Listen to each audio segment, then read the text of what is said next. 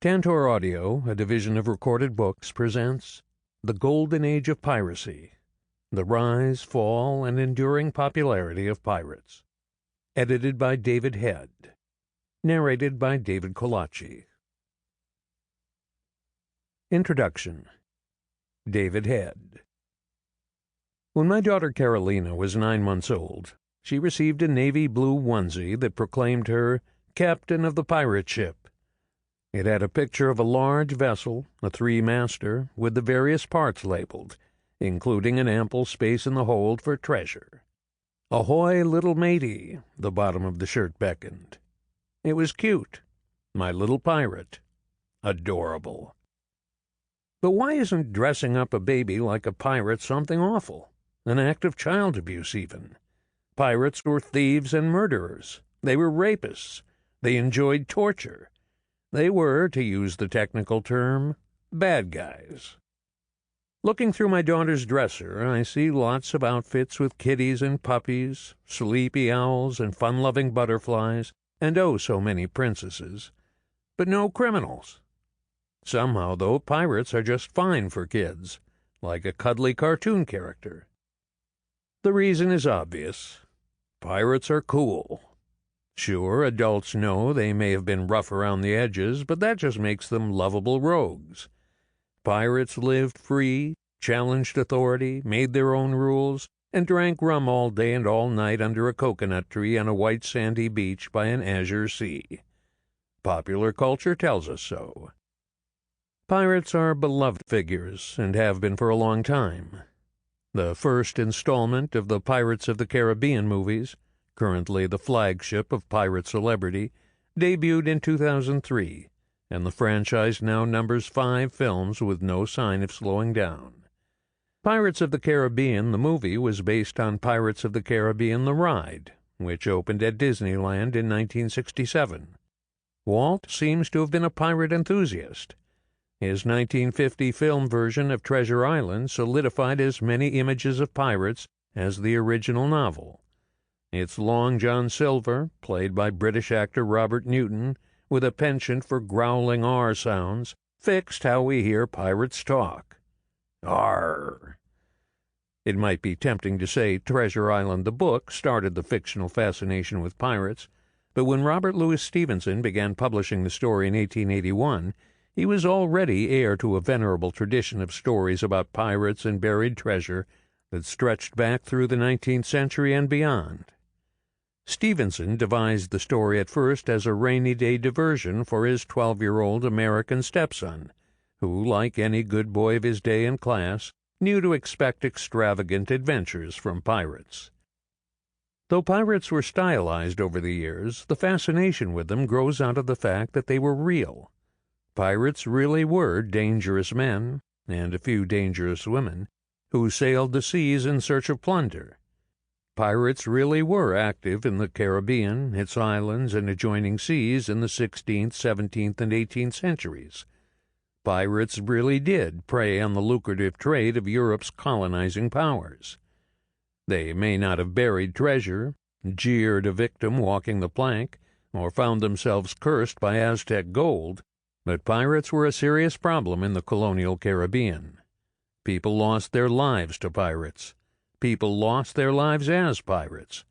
Anyone who worked or lived by the waters of the early Atlantic world had to confront, as surely as they faced winds and waves, the danger of pirates. This volume investigates the real pirates of history and the history of pirates in popular culture. It examines the pirates who accompanied European exploration, empire-making, and nation-building from the 16th century into the 19th.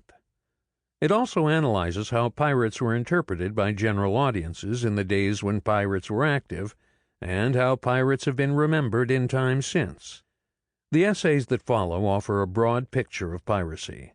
They look at the geopolitical factors that gave rise to piracy, how piracy changed over time, how and why piracy diminished, and what larger lessons about crime and public policy today can be learned from studying pirates of the past.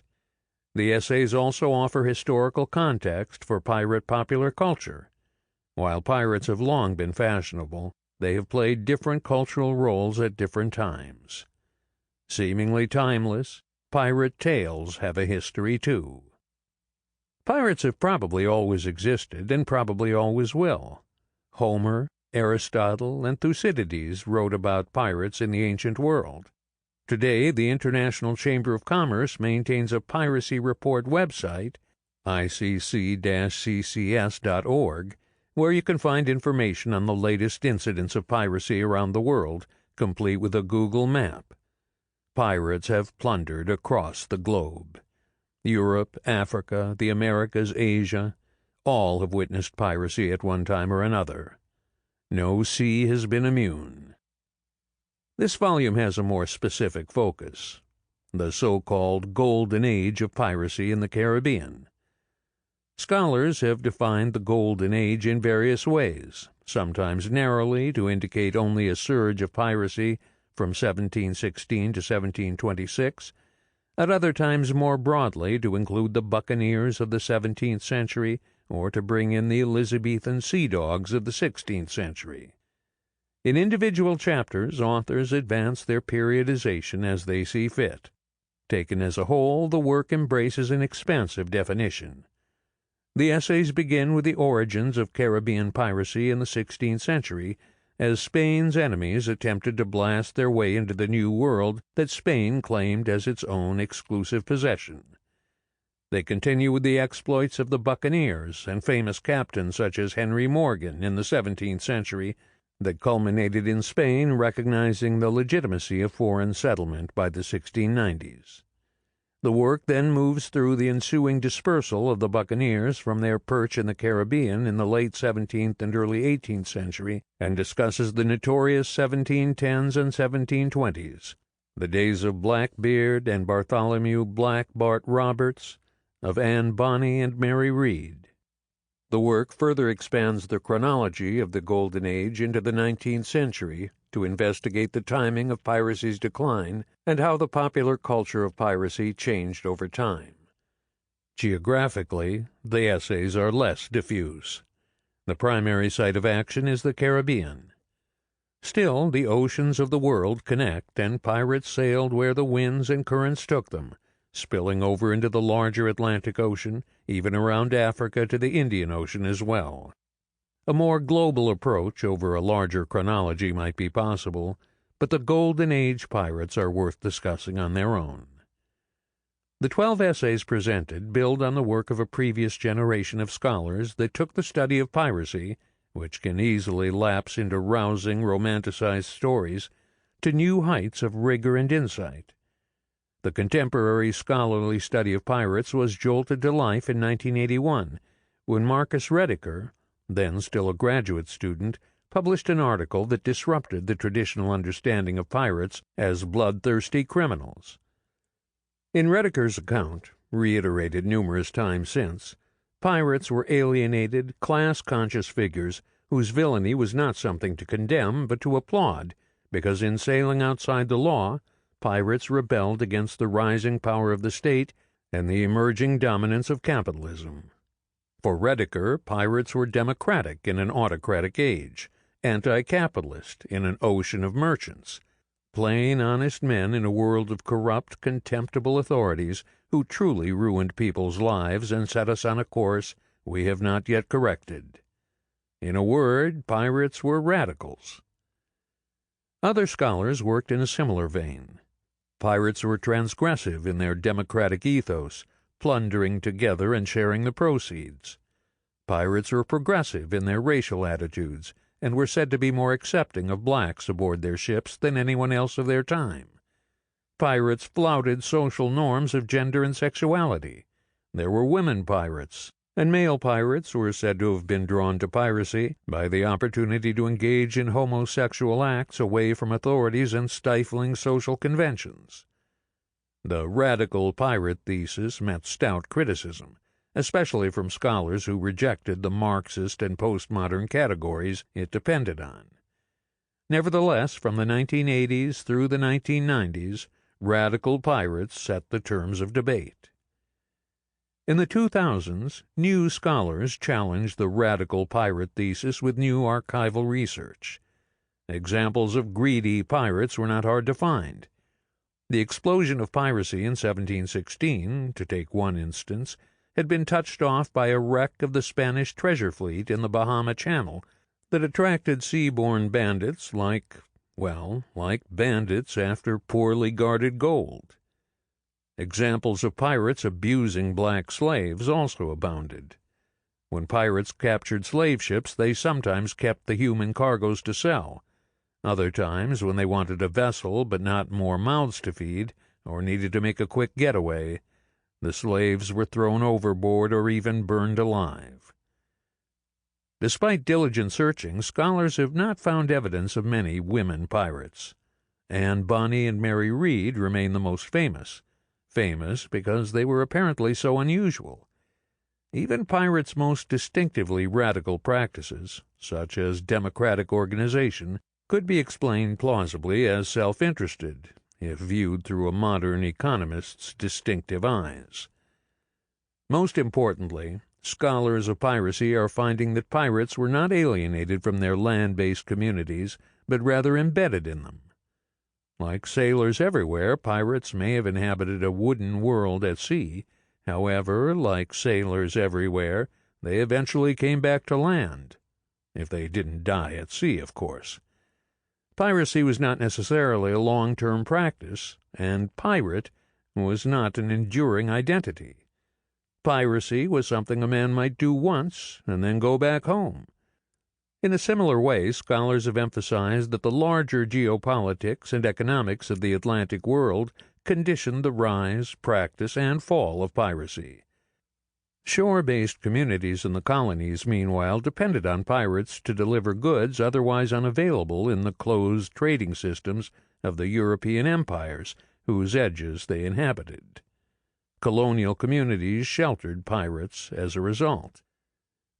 In yet another connection to the larger world, scholars have changed the conversation about the pirates of fiction and about the fictionalized pirates of reality.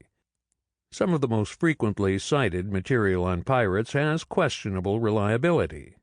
The well-known A General History of the Pirates, for example, is notoriously slippery, with many of its best stories and quotes too good to be true. But rather than turning away, scholars have embraced the popular culture of pirates. Even fanciful portrayals have a lot to reveal about gender and sexuality, cultural anxieties, the development of capitalism, and how myths are created, altered, and diffused. The essays that follow collect the latest examples of what might be called the post-radical pirate scholarship of Golden Age pirates, and in doing so they advance our understanding of what are now the traditional interests in pirates: who they were, what they did, how they organized themselves, how they lived, how they related to the political and economic systems that surrounded them, how authorities responded, and why and when piracy declined. The essays also join those traditional areas of inquiry to relatively new ones, such as how the image of pirates changed over time and why people like to consume stories about pirates. As the essays explain, we know more about pirates, their victims and collaborators, their supporters and fans, than we did a generation ago. More than embodying the current state of the field, however, the essays also serve as a point of departure, a launching point for new voyages of pirate discovery. This book is divided into 4 sections to address a breadth of themes. The first section, Pirates and Empire, explains how piracy developed out of the European contest for New World empires in the 16th and 17th centuries, and how pirates helped create those empires. Carla Gardina Pestana begins with the overarching geopolitical context of the Caribbean.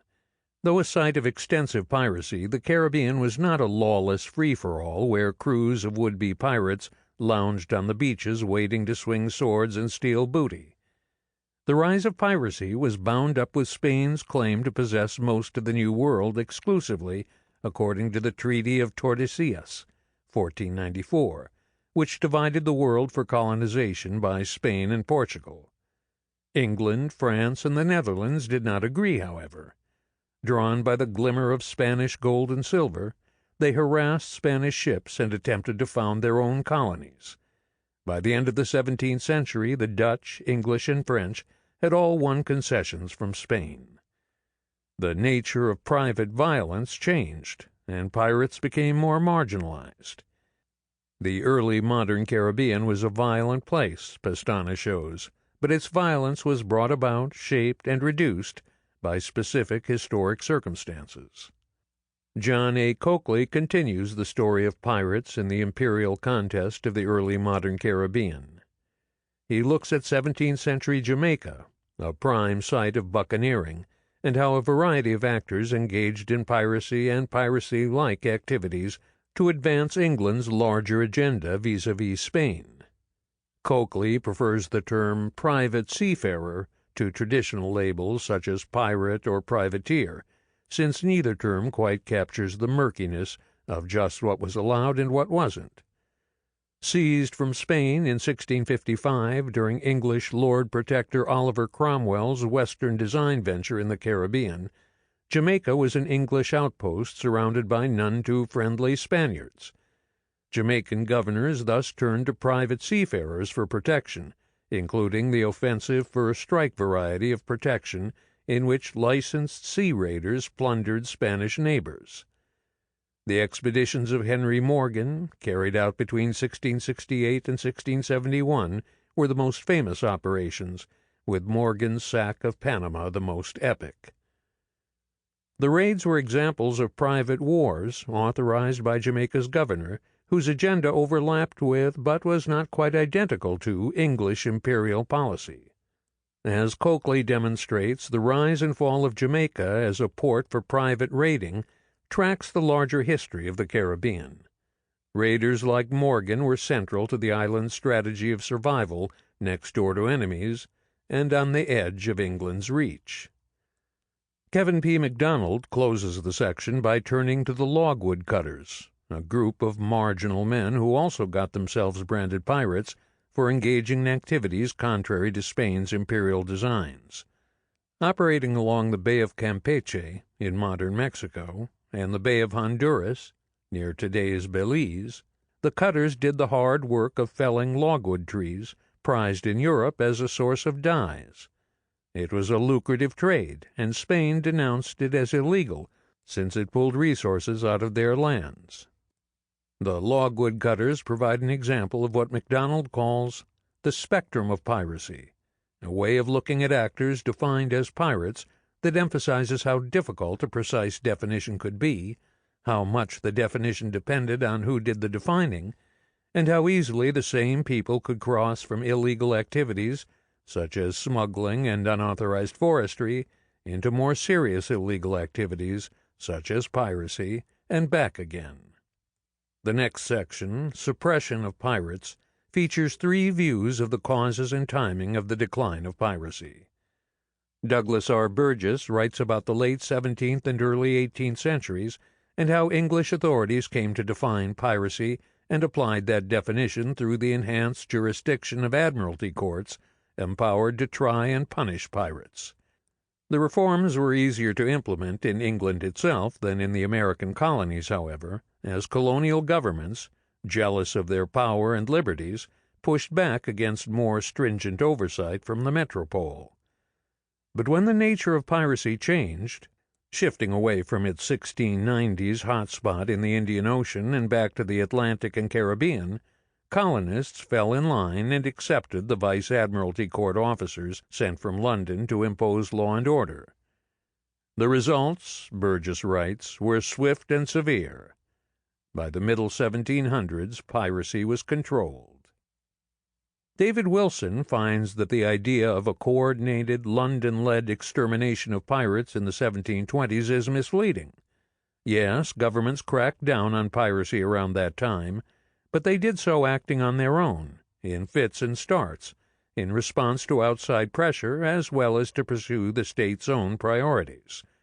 Wilson also highlights how different things looked in the metropole and in the colonies.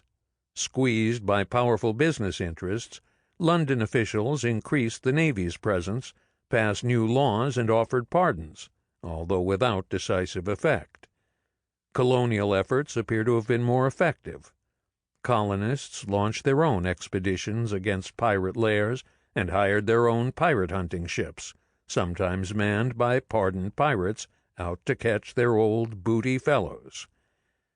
The suppression of piracy, according to Wilson, was effected in the third decade of the 18th century, but it was ultimately not about metropolitan officials imposing order on chaos. Instead, order emerged from a chaotic mix of interests and initiatives, coming out of both the center and the periphery. Guy Chet upends the chronology of pirate suppression. He denies that the 1720s marked anything close to the end of Caribbean and Atlantic piracy. Indeed, he asserts, piracy continued unabated through the 18th century well into the 19th. After the 1720s, marine insurance rates did not decline, as might have been expected with the elimination of a major hazard. Courts still heard piracy trials, and officials still complained about depredations. Britain's vaunted naval presence was less effective than often imagined, while officials treated piracy as part of the cost of running an empire. The public's enthusiasm for buying pirated goods remained strong. Piracy did decline by the mid-19th century, Chet writes, but not because of any direct government action. Economic and geopolitical conditions changed, and piracy, commerce raiding, and smuggling all became less profitable, and therefore less practiced. The next section, Modeling Piracy, takes a step back and asks what larger lessons about human criminal behavior can be gleaned from the history of piracy and applied to our world today. Virginia W. Lunsford uses the 17th century buccaneers as a case study that has parallels to modern piracy, and she suggests ways that present and future responses to piracy might benefit from a historical perspective. Lunsford identifies 6 factors that create and sustain piracy: access to recruits, access to goods to steal, a base of operations, sophisticated organization, outside support, and cultural bonds that encourage group solidarity. Attacking these factors was key to breaking up buccaneering and should be a priority for policymakers fighting piracy today, Lunsford concludes. Peter T. Leeson comes at Golden Age piracy from a different angle. An economist, Leeson applies economic concepts to the work of historians to reveal new explanations for the familiar, if sometimes puzzling, behavior of pirates. Going back to basics, Leeson argues that pirates, like all people, were rational and had to make decisions about scarce resources that have alternative uses. He shows how an economic way of thinking about pirates demonstrates that pirates' democratic organization, use of the Jolly Roger flag, and practice of torture were responses to the incentives they faced as criminals and aided in their attempts to maximize their profits. Leeson's economic approach suggests not only a different way of looking at pirates, but also a different way of understanding the operations of criminal enterprises of all kinds. The essays next turn from the pirates of history to the pirates of popular culture. Images of pirates in their own time and beyond discusses how audiences at home on shore understood the pirates active out on the deep. Margaret Lincoln writes about Henry Every, an English pirate in the Indian Ocean in the 1690s, and how ballads celebrating his exploits helped create the pirate myth in Britain. Every pillaged a ship belonging to the Indian Mughal, won a fortune, and then disappeared, his fate unknown.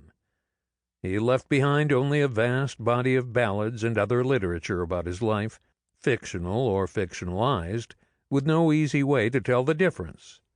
Rather than sleuthing in this literature for clues about Every, Lincoln investigates what the stories themselves tell us about the people who consumed them, what audiences thought about piracy, and what they wanted to see and hear in their tales of pirates.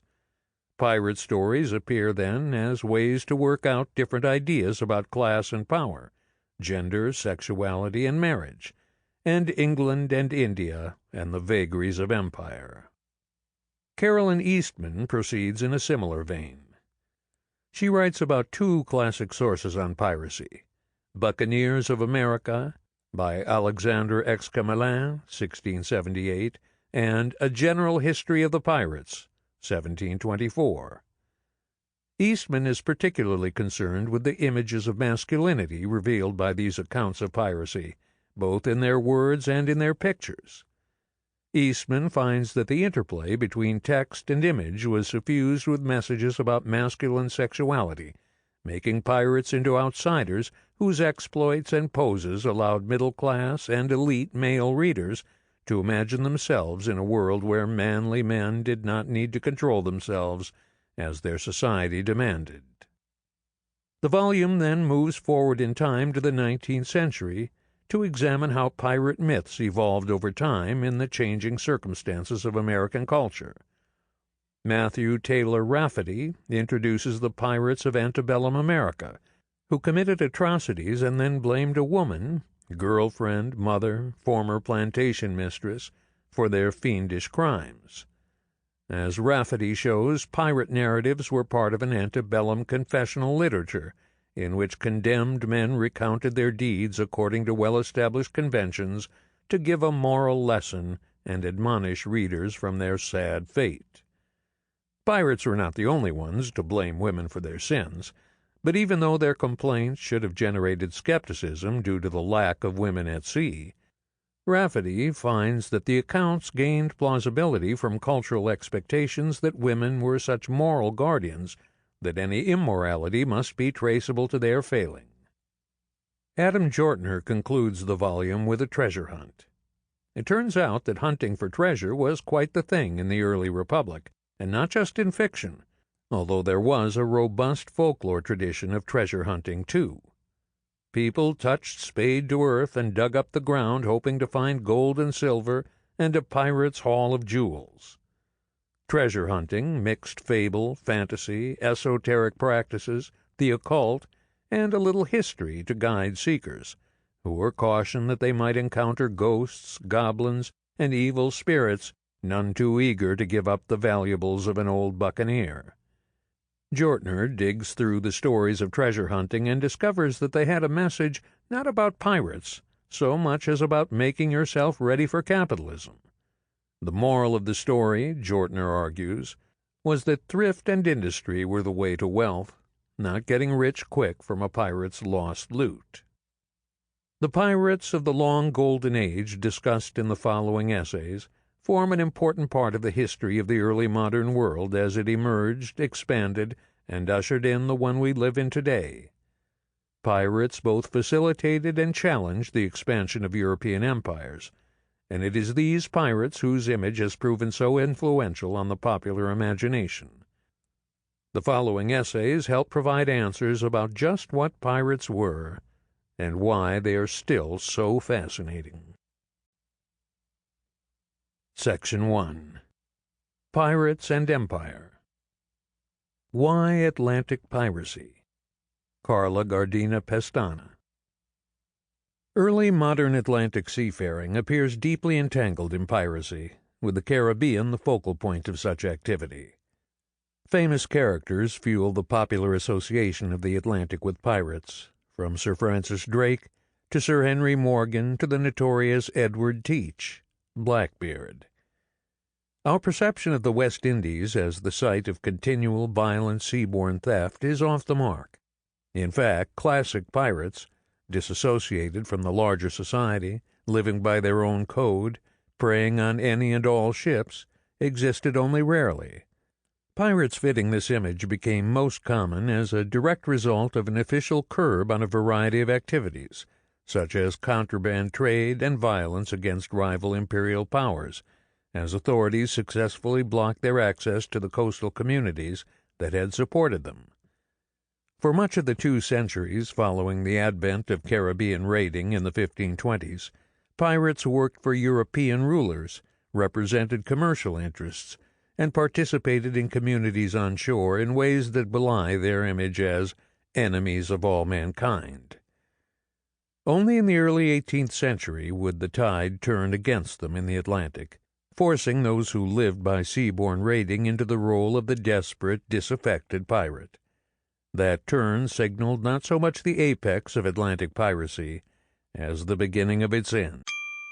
Sample complete. Ready to continue?